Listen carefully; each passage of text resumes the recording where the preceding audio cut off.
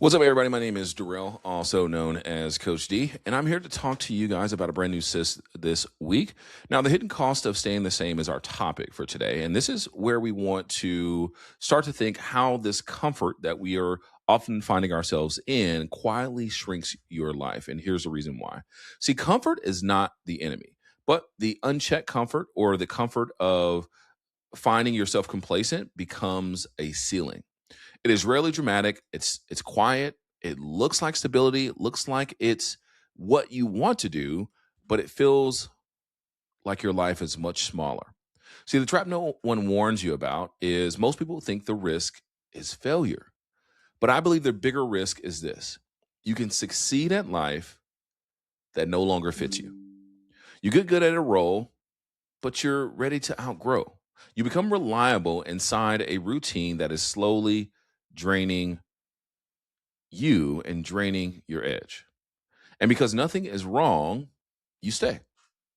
See, comfort has a price tag. And here is what comfort quietly costs us over time. One, curiosity. You stop asking new questions because you already know how to win or you feel like you know everything. It costs you courage because you avoid the rooms where you are not the expert.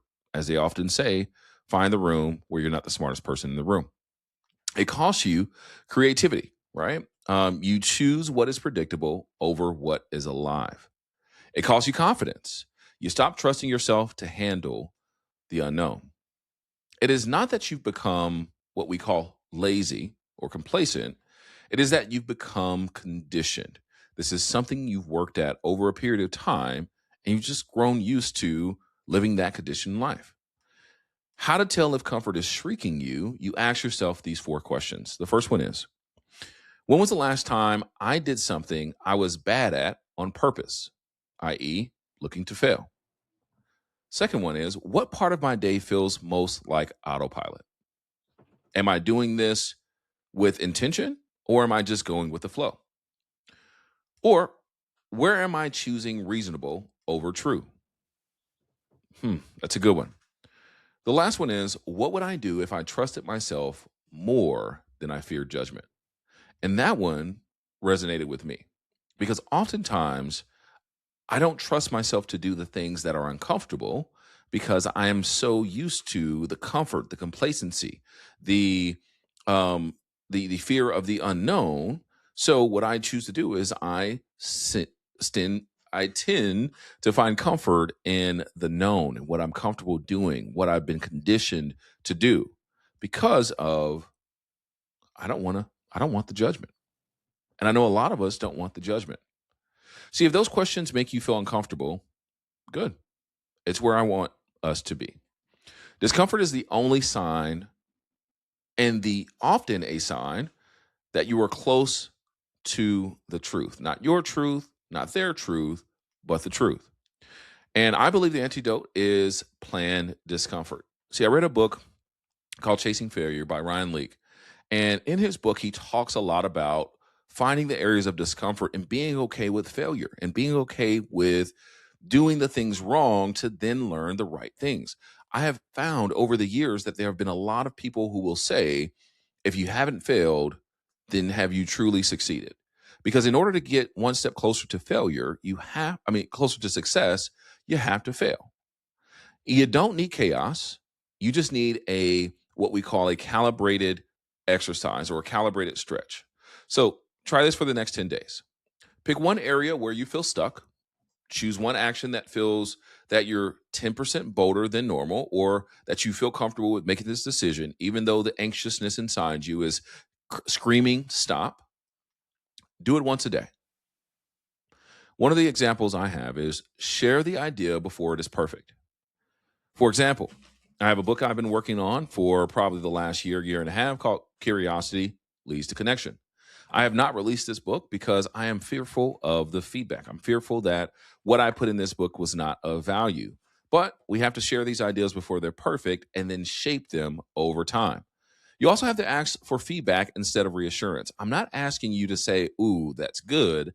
I'm asking you to tell me what areas can I improve.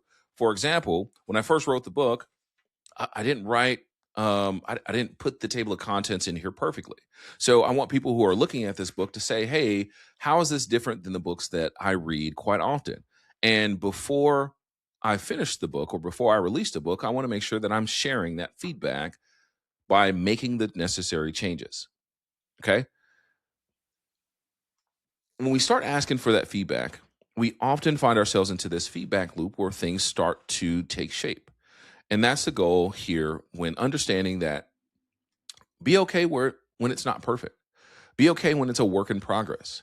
We are often all of us are works in progress, but we have to find it within ourselves to seek out that feedback before it's perfect. So apply this for the thing you assume you're not ready for. Say no to something that only exists because you're afraid to disappoint. One thing that we find is our nervous system will protest us. It will fight back. It will tell us this is uncomfortable, but that does not mean it is wrong. What it means is that it's new, it's better than comfort. It's a goal to get you outside your comfort. See, comfort makes a good break, but it makes a terrible destination. The goal is not to feel safe all the time.